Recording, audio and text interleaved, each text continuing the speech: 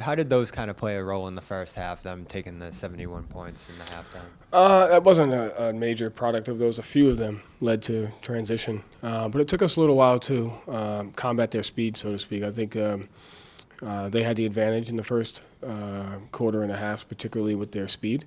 And we played into that with just some of our offensive execution in general. Missed layup or missed shot didn't really matter. They had the advantage speed-wise, and so we did a decent job towards the end of the second quarter kind of combating that speed with some of our offense. And then we were a little bit more physical defensively, and then I thought we really chipped away at it in the third quarter. It's obviously a smaller team. Kristaps kind of got his inside, but is there more of an onus at the rim in this game? Are those good shots, even though there were some missed layups? Yeah, I mean, that's my thing is, like, I don't care what it is. Like, a good shot, it doesn't matter where it is on the floor. If we take what the defense gives us and we're taking advantage of what we think the other team's weaknesses are, then it doesn't matter what kind of shot it is, you know. And I think we joke about it a lot, but, like, the point is to infiltrate the defense, take advantage of the weakness, take the best shot possible based on their coverages and our matchups. And I thought we slowed the game down in the middle of the second quarter and just kind of really went to, our post spacing and to control the pace. And I think in the third quarter we used our defense to do that. And I thought that was the difference. Joe, you talk about success looks different every night, and we think things should go a certain way. So you gave up 36 transition points, twice as much as you usually give up. You struggled a little bit with the Hawks. It seems like lately it's not going the way we think it should. Where do you think we struggled against the Hawks? As far as defensively? It was 1.11 points per possession on the game. It was like lowest in the league. I thought we played really good defensively, actually. Okay. Well, in this game... Yeah, we definitely struggled this game. Hawks game we didn't. But it just seems like lately there's been some level of slippage. Mm-hmm. Is that something that you'd say is accurate? Is that something that's just a function of like January, February, or are these bad habits starting to creep in? I don't think they're habits. I think there's bad stretches. I do think there's been moments of slippage throughout games, which you obviously there's going to happen throughout. But I think what I care more about is our approach to those slippages. Like, I don't think you're going to negate those. I don't think you're going to eliminate those. Like, it's just not going to happen. But the response to those is important, and making sure they don't slip for multiple quarters, multiple games, And so that's kind of more important. And I think I said this a couple of times because of what you said, and it's not just you. I think it's just in general, people's expectations. When people's expectations aren't met, that's to me is where there's more slippage, because it's like, oh, wait a minute, this didn't go how I thought it was going to go. Whereas if we can eliminate those expectations and just play, I thought you saw a significant shift in our team when we cut it to 74-72. Like, we can't always play the game as if it's supposed to go the way we think it's supposed to go. Like, this team's good. The Wizards are a good team. Like, watched a lot of film on them. They've lost games, but they've lost a lot of close games. And so, by no surprise that the game went the way I thought it was going to go. And I think that's kind of the space that we have to live in, Yeah, I guess the transition, like, yeah, there's missed layups, like Bobby said, but there's, transition is controllable, right? That's one of those things that most of the time. 36 transition points is something that should be more controllable, and that just seems like an effort thing. Yeah. There's probably 10 to 12 of those points are effort, absolutely.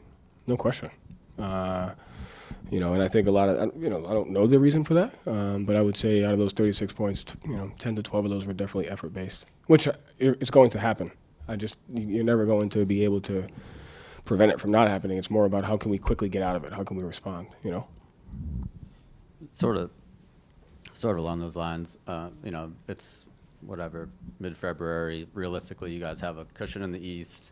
There's some teams with lesser records you're going to be playing. How do you fight against boredom or letdowns coming in and becoming an issue? Like, I know you fought out of it tonight in the third quarter and pushed it away, but how do you ensure over these next 6 weeks that doesn't There's no way to ensure it's going to happen again, but I think it's the principle of having no expectations heading into the game.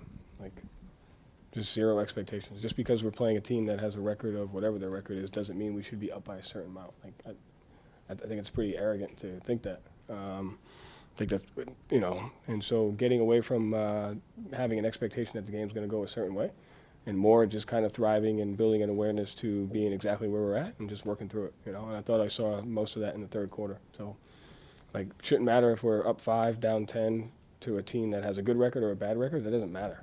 What matters is the process of how we play, I think. And so we just can't fall into those narratives that, this team has 9 wins, so we should be up by 15 at the end of the game. When you say the expectations, it sounds like you're referring to the outside. No, it could be human nature's expectations. Anybody, anybody's expectations. But I mean, within your team, do you feel like they ever have those expectations? It's human nature. I'm assuming that, I'm sure they're not waking up every day saying, I can't wait, to attack every single, second of every day. So I'm sure they go through small moments of that. But I think as a whole, our team mindset has to be is we got to earn the win regardless of who we're playing. And just because it's a 9-win team doesn't mean it's not going to be a close game. We should almost rather want it to be a close game. We got to work on a situation today that we simulated in shoot-around. To me, I'd rather have that than have a blowout because we walked through 2 situations and they both happened in the exact game and we got them both down pat. So I want as many close games as possible. Joe, how do you allow 42 in the fourth after 16 in the third? What happened defensively in the fourth? They had 7 threes. What happened defensively in the fourth? They shot 43%. A team that doesn't usually shoot that well shot 43% from 3. And what did you say to them at halftime? I showed them the 10 points in transition that I thought were effort-based, and that was it. And how do you And I told a couple jokes in the third quarter. mind us sharing with us? No, it's pretty inappropriate jokes. Okay, got you. But it broke the tension because we were playing with the expectation of why is the game going the way it's going right now instead of just enjoying the fact that this is a game, so we should just compete. Are So you guys playing tight? We're not playing tight, but the expectation of how we think things should be. So I'm not playing tight. There were some good jokes, though. I'm sure they were.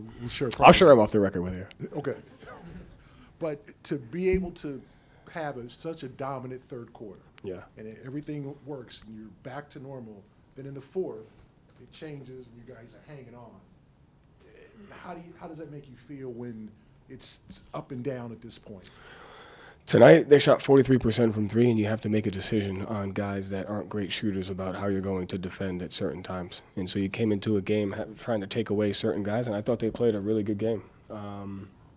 But if they're going to outshoot their expected performance in general, you have to be very diligent about what you're going to adjust to. You know what I mean? And so because we gave up so much transition in the first half, that put pressure on guarding the three-point line in the second half.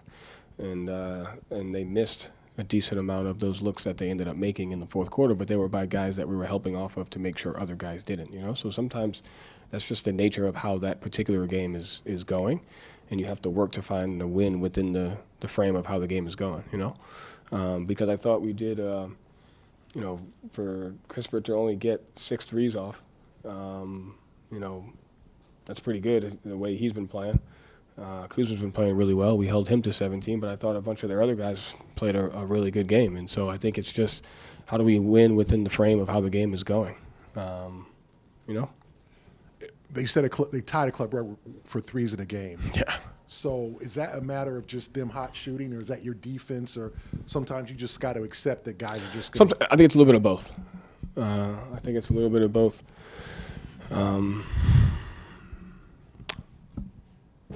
Dang it.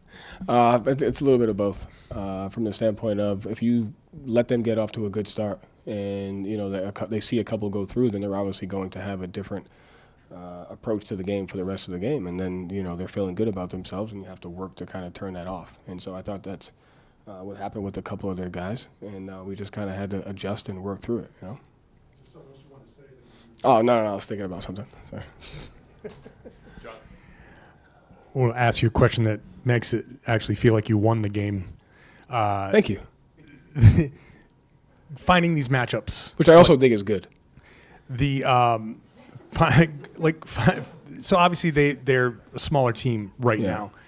So you find Porzingis and Jalen takes this kind of a step back in this game, but is doing other things. Yeah. It's a big Tatum night, and you get other guys just finding. You talk about finding the right matchup, going to that. How do you feel like that went when you needed to kind of pull this out down the stretch? You ever seen Spider-Man? Which one? Into the Spider-Verse? Yeah. There's like 20 different Spider-Mans. That's like our team. But like you said, so I don't know if necessarily took a back seat, but you started out your question in the beginning of the night by saying success is going to look different every night. And so you take a look at the matchup that Drew was on. He shot 13 shots, and he did a great job of getting the ball down into the paint and either scoring or facilitating because of the matchup that he had, right? And then when they went to their some lineups, we went to Derek and Kristaps pick and roll, and then it was Jason, Derek pick and roll, and then Jalen had his possessions with Peyton where he got good looks. And so success is going to look different each and every night. And I think the guys are doing a good job of understanding what that balance is. And as long as the process towards how we're going about attacking the other team is right and it fits in what's best for the team, then, that's just executing, Thank you, Joe. Thank you. Jason, Jalen,